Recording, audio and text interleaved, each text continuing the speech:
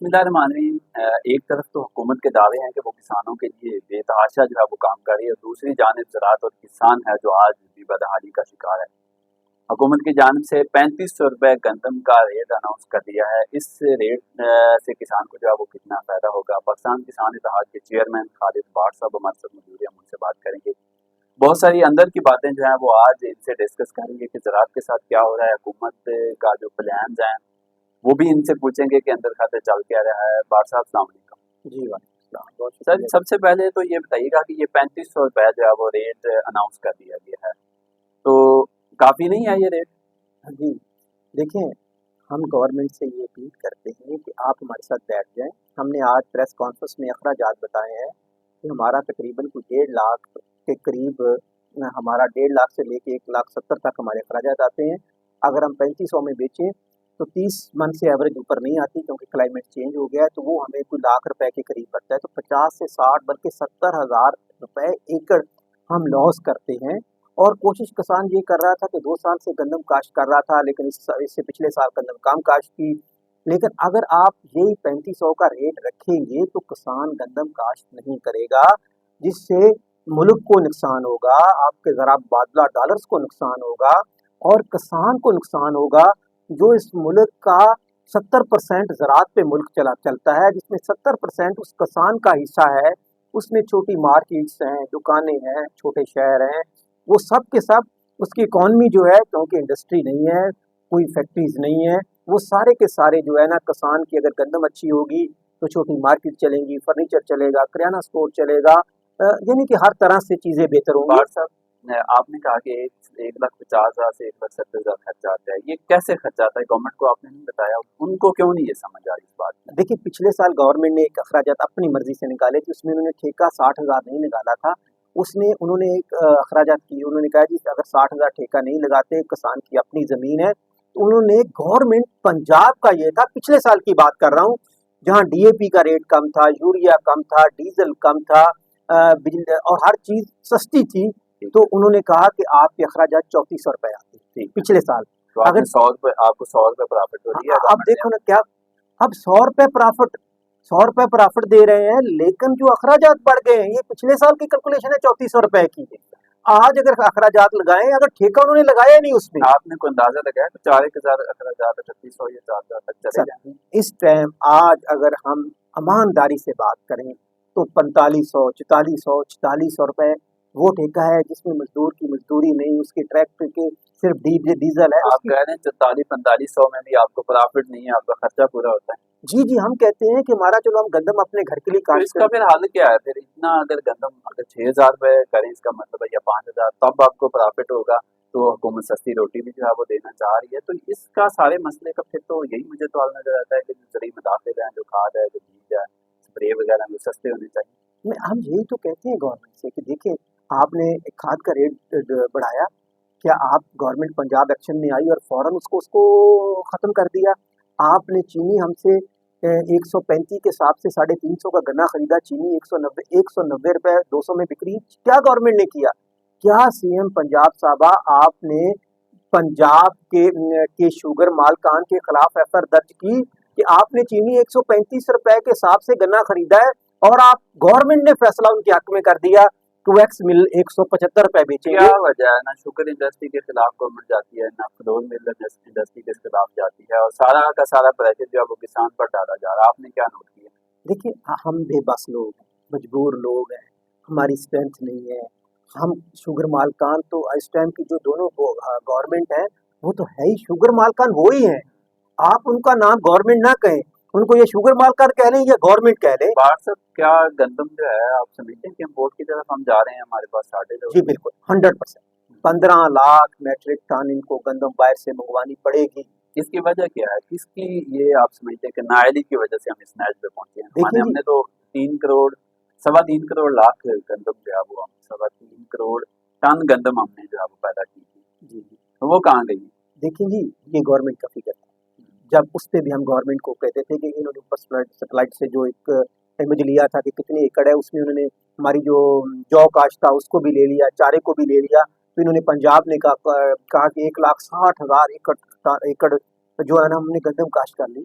हम कहते थे कि आप जो ले रहे हैं वो गलत है, उसमें जो हमारी फसलें दूसरी हैं जो ग्रीन नज़र आ रही हैं वो गंदम नहीं है।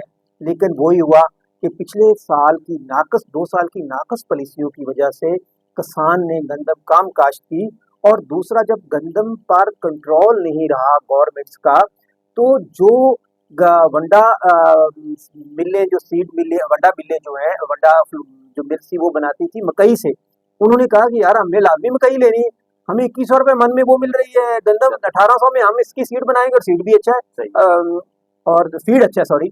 तो इसी तरह उन्होंने क्या किया कि मकई जो मकई आई उसका भी मार्केट में हमारी क्रैश होगी, क्योंकि वो गंदम 2100 की बिक रही थी, 1800 में मकई आ गई। इस तरह मैं कहता हूँ कि गंदम की फसल के बाद एक जवाल किसान पर शुरू हो गया मकई की सूरत में, फिर कॉटन काश्त की क्लाइमेट चेंज की वजह से उसकी एवरेज कम आई, रेट 6500 से 7500। कॉटन की क्या एवरेज आ रही है, रेट क्या चल रहा है? 10 से 12 मन। 10 से 12 यकीन करो मेरे अपने एकड़ पे 25 मन का रेट आता था, और आज 7500 रुपए रेट है। आज तो कितने का 6,500 3,000 से शुरू किया, 7,500 से ऊपर मार्केट नहीं जा रही। अखराजात 11 से 12,000 रुपए मन है। अगर 12,000 किसान को कॉटन का रेट मिले तो तब किसान को फायदा होता है। मैं यही तो अपील करता हूँ गवर्नमेंट से कि ये एग्रीकल्चर, इरिगेशन, फूड डिपार्टमेंट, अरबों रुपए आपने क्लाइमेट पे 10 अरब रुपए दिए हुए, आपने 80 से 85 करोड़ रुपए, आपने अरब रुपए आपने ज़राअत पे दिए, फूड को दिए। अगर ये सारे पैसे इकट्ठे करें और इसकी खाद, सीड और डीजल सस्ता करके दे दें, तो यही गंदम आपको सस्ती मिलेगी। व्हाट्सएप डीएपी का रेट तकरीबन 1500-2000 रुपए बढ़ा पिछले दिनों में, आप उस पर प्रोटेस्ट क्यों नहीं करते? क्या करें हम अगर बाहर निकलते हैं, जहाज के लिए निकलते हैं, तो कहते हैं सियासत कर रहे हैं, वो कह रहे हैं इस मुल्क को खराब कर रहे हैं, मुल्क की सलामती के लिए खतरा। राइट मांगना जो है उसको सियासत का नाम दे, क्या इस मुल्क इस दौर में कोई राइट मांगने की पोजीशन में है? और इंशाल्लाह हम 1 तारीख को इसी 1 नवंबर को ये प्रेस क्लब होगा, जहाँ बच्चे फैमिली के साथ भूख हड़ताल पे बैठे होंगे। व्हाट्सएप अगर आप प्रेस क्लब की बजाय हर गांव, हर जिले, हर तहसील में निकल रहे हैं तो वो ज्यादा बेहतर नहीं? बच्चे, आपके जानवर, आप ट्रैक्टर ट्रालियां लेके सड़कों पर हम वो वक्त भी दूर नहीं है, हम गवर्नमेंट को और इस मुल्क, मैं कहता हूँ किसान इस मुल्क की सलामती का जामन है, वो हर तरह से कोशिश करता है कि इस मुल्क को, ये मुल्क मजबूत रहे, क्योंकि उसका बेटा पुलिस में, आर्मी में, हर जगह पे उसका बेटा मुल्क की हिफाजत के लिए लड़ रहा है, और गजाई किल्लत पैदा करने, खत्म करने के लिए किसान अपनी दिन रात, तूफान हो, बारिश हो, आंधी हो, उसमें काम कर रहा है।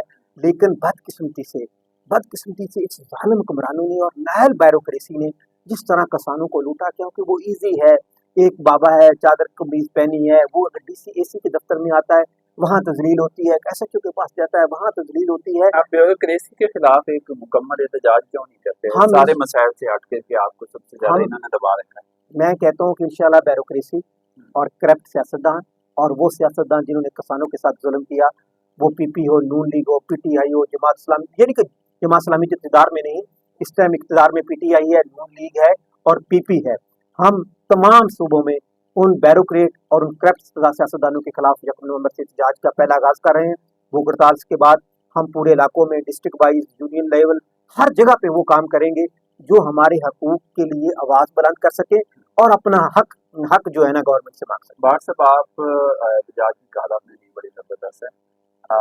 ये मैं पूछना चाह रहा हूँ कि बाज़ लोगों का ख्याल है कि जो आप किसान लीडर्स हैं, आप अपने अपने मफाद के लिए सामने आते हैं और अपना मफाद लेके निकल जाते हैं और आप कई टुकड़ों में जो है वो बंटे हुए, इसकी क्या है? देखिए, ये तो अज़ल से चलता आया है कि जब गवर्नमेंटें या कोई इदारे या कोई गवर्नमेंटें, वो कोई ना कोई लोगों को अपने साथ रखती है, ठीक है, उसमें मैं भी हो सकता हूँ या कोई दूसरा लीडर भी हो सकता है। ये फैसला मेरा किसान करेगा, जिसकी आवाज़, जिसकी वजह से आज हमें इज्जत मिली, आज हमें मीडिया, आप मुझे किस लिए बुला रहे हैं, मेरी अपनी कोई शनाख्त नहीं है, मेरी शनाख्त उन किसानों से है जिनकी मैं आवाज़ बनता हूँ और उनकी हक की बात करता हूँ। अगर मैं उनकी हक की बात करने के बजाय मैं गवर्नमेंट से मिल लूँ, मैं उनकी हक की बात करने के लिए फर्टिलाइज़र कंपनियों से मिल लूँ, गवर्नमेंट से हम लड़ना तो नहीं चाहते, मुज़ाकरात तो करेंगे, लेकिन उनका मैं सौदा करूँ, तो ये इसकी जो सज़ा है वो मुझे इस दुनिया में भी अल्लाह दे और अगले जान दे। आपने कहा कि गंदम जो है वो काश्त नहीं कर रहा है किसान के पास मुतबादिल ऑप्शन क्या है? हमारे पास एक ये भी बड़ा इशू होता है कि हम गंदम की जगह पे अगर किसान सब्जी लगा दें तो उसको मार्केट में लेके जाने का इशू होगा, तो किसान इस बहरान से निकल कैसे सकता है? क्या गंदम काश्त ना करना तमाम मसाइल का हल है? देखिए जी, हम गंदम काश्त तो होगी, लेकिन कम काश्त होगी। हमें जितनी ज़रूरत होगी उतनी काश्त कर लेंगे। हमने बाकी ज़मीन पे क्या तो करेंगे क्या आप? हमने हर साल 20,000 लॉस करना है? बजाय कर्जा लेना है, आड़ती से सूद पे खाली खाली खाली भी तो नहीं ना छोड़ खाली सकते। क्या करें हम, क्या करें? कोई और रास्ता अल्टरनेट क्या करेंगे। है आपके पास? अल्टरनेट है ही नहीं हमारे पास। आप यकीन करें, हम प्याज पिछले साल काश्त किया था, मेरी वो अपनी भी हाँ, वो ज़मीनों पे रुलता रहा। वो तो होता रहा है। हम गवर्नमेंट से कहते हैं कि यार हमें इंटरनेशनल मार्केट में साई दे दें, हम आपको डॉलर भी ला देंगे, ज़रा मुबादला भी ला देंगे, और आपको अगर गंदम बाहर से मंगवानी हो तो फिर आप मंगवा लेना। आपके पास आपका कोई रिसर्च विंग होगा, आपके पास कोई हल है कि ज़राअत और किसान के जो मसाइल हैं आप हुकूमत को समझा सकें कि इस तरह, या सिर्फ एक गंदम का रेट ही है जिस पे ये तकरार जारी रहना है और किसान और ज़राअत जो है ये बदहाली का शिकार है? ना गंदम गंदम का रेट नहीं है, कॉटन का रेट है, गंदम का रेट है, हमारा मकई का रेट है, हमारी गन्ने का रेट है। अच्छा, सारी चीज़ों के रेट दे दें, दे दे। लेकिन इतने रेट तो नहीं ना दे सकते। आप कह रहे हैं कि 12,000 कार्टन दें और गंदम का रेट जो है वो 5,000 मैं से कहता ऊपर हूँ दें, कि रोटी कैसे मैं 10 रुपए कहता हूँ 15 कि रुपए? मीडिया मीडिया और गवर्नमेंट और हम किसान बैठ जाते हैं, हम उनको अपने अखराजात बता देते हैं कि ये भाई हमारे अखराजात हैं, गवर्नमेंट फैसला करे कि अखराजात में हम गलत बयानी कर रहे हैं, तो हम मीडिया के सामने हमें वो शर्मिंदा करें।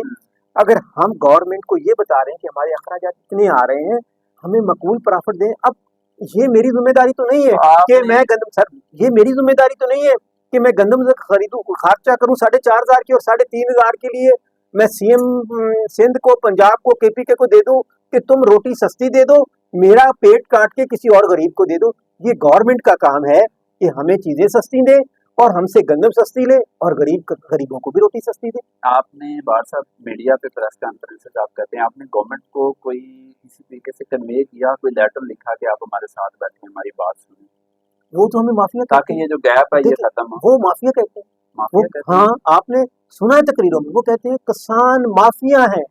अरे खुदा के वास्ते, हम कहाँ से माफिया हैं यार? अगर हम प्रेस कॉन्फ्रेंस कर लेते हैं तो हम सियासत कर लेते हैं। क्या हमारा हक नहीं है? 70% आपके एमपी एमएनए सारी जमातों के हमारे किसानों के वोटों से वो बने क्यों हुए नहीं बोलते अवाना में जाके? हैं। बस मैं हैरान हूँ, वो अपनी पार्टी पॉलिसी के खिलाफ तो वो आंख खड़ी करके बात नहीं कर सकते अपने लीडरों से। मैं तो कहता हूँ इस जमहूरियत से बेहतर है कि ऐसा दौर आए कि ये करप्ट सियासतदान और ब्यूरोक्रेसी को तबाह किया जाए और ऐसे लोगों को बैठाया जाए जो इस मुल्क की सलामती के लिए और गरीब की रोटी भी सस्ती और किसान को भी उसकी फसल करेंगे। और सब फाइनली एक ही चीज़ का जवाब दे रहे हैं कि पंजाब हुकूमत तो बड़े दावे कर रही है, जो सूबाई वज़ीर ज़राअत हैं, कि ग्रीन ट्रैक्टर भी दे दिए, लेज़र लैंड लेवलर भी दे दिए, सुपर सीडर भी दे दिए, किसान कार्ड भी दे दिया, सीड पर भी 1,000 रुपये फी बैग जो है वो 6500 से कम करके जो है वो 5500 रुपये का कर दिया।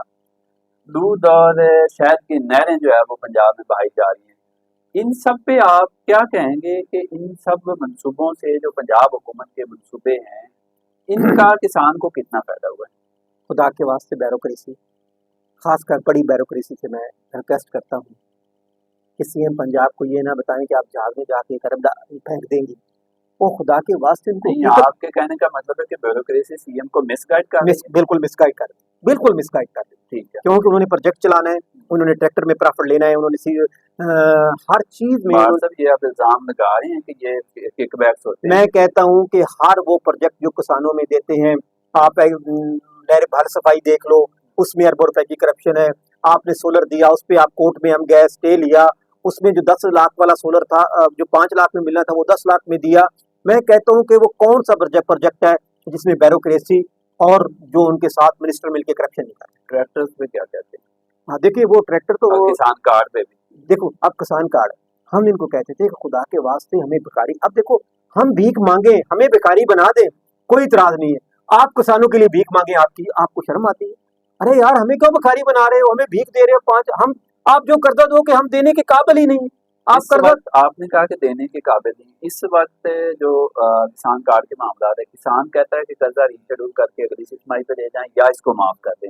हुकूमत ने डेट दे दी है, कल परसों से वो किसान कार्ड से पैसे मांग रहे हैं, देखिए साथ कुछ लालच रख दिए हैं कि जी आप कर्जा जल्दी वापस जमा कराएं, हम आपको इनाम देंगे, कोई ट्रैक्टर देंगे, कुमरे का टिकट देंगे। इसको कैसे देखते हैं? देखें जी, मैं जी तो आज तक याद है कि अगर मेरे दादा ने जमीन प्लज कराई थी तो मेरा बाप उसको नहीं छुड़ा सका। अगर मेरे बाप ने प्लज करा के कर्जा लेके बच्चों की एजुकेशन या कोई अपने बच्चों की शादियां या बेटों की शादियां या बेटियों की शादी की थी, वो कर्जा नहीं उतार सका। इसी तरह जो हम कर्जा लेंगे वो हम तो नहीं उतार सकते, हमारी नस्लें, अभी तक तो 3 नस्लों ने कर्जा नहीं उतारा, अगर आने वाली नस्ल को कर्जा उतार दे तो वो, क्योंकि उसको प्रॉफिट ही नहीं है, उसको किसान कार्ड में आप समझे किसान मजीद फंसता जा रहा है, फंसता जा रहा है कर्जे में इसका दलदल, फायदा कोई नहीं। कोई फायदा